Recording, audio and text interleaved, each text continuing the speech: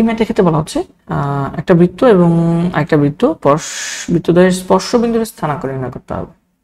So স্পর্শবিন্দু কিভাবে করা যায়, আগে আমরা বৃত্ত এবং তার কেন্দ্র ব্যাসার্ধগুলো বের করে ফেলি, তারপর দেখা যায় কিভাবে করব। সো প্রথম বৃত্ত,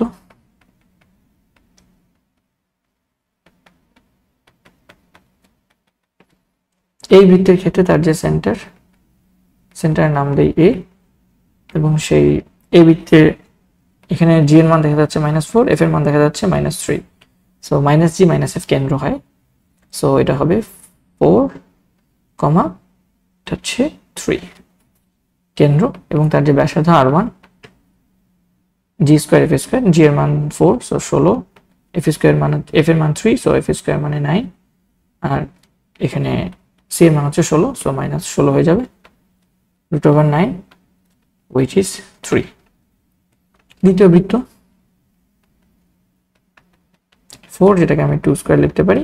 সো এই বৃত্তের যে কেন্দ্র সেন্টার সেটাকে বি নাম দাও, যেটা হচ্ছে 0,0, এবং এই বৃত্তের যে ব্যাসার্ধ সেটা হবে আর এর মান হবে 2 r²। সো দুইটা বৃত্তের ব্যাসার্ধ পেয়ে গেছি এবং তাদের কেন্দ্রের স্থানাঙ্ক আমরা পেয়ে গেছি।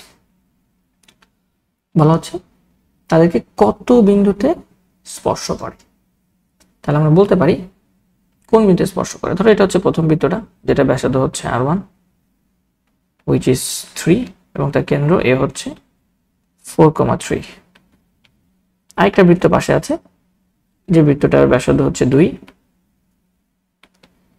এবং সেই বৃত্তটার ব্যাসার্ধ হচ্ছে r2 হচ্ছে 2, এবং তার কেন্দ্র বি হচ্ছে 0,0। আমি বলতে পারি এই এবি রেখাটা, এই যে এবি রেখা, এটা হচ্ছে 3:2 অনুপাতে অন্তর্বিভক্ত হয়েছে, এবং সেই অন্তর্বিভক্ত কোন বিন্দুর নাম দিয়ে দাও পি। এই অনুপাতটা 3, এই অনুপাতটা 2। ঠিক আছে, তাহলে আমাদের পি বিন্দুর স্থানাঙ্ক কত হবে? সুতরাং পি বিন্দুর স্থানাঙ্ক হবে, অন্তঃস্থভাবে স্পর্শ করেছে, তাহলে 3 আর 2 এর যোগফল হবে m1 + m2। আমরা ফর্মুলা তো জানি, m1 + m2, m1 x2, x2 এর মান কত? x2 এর মান হচ্ছে 0। So m1 x2 plus m2 x1, 2 × x1, x1 এর মান কত? 4। এটা হচ্ছে m1 y2, y2 এর মান হচ্ছে কত? 0, প্লাস m2 y1, y1 এর মান হচ্ছে 3। সো পি বিন্দুর স্থানাঙ্ক আমরা পাচ্ছি 8/5, এটা হচ্ছে 6/5, 8/5, 6/5।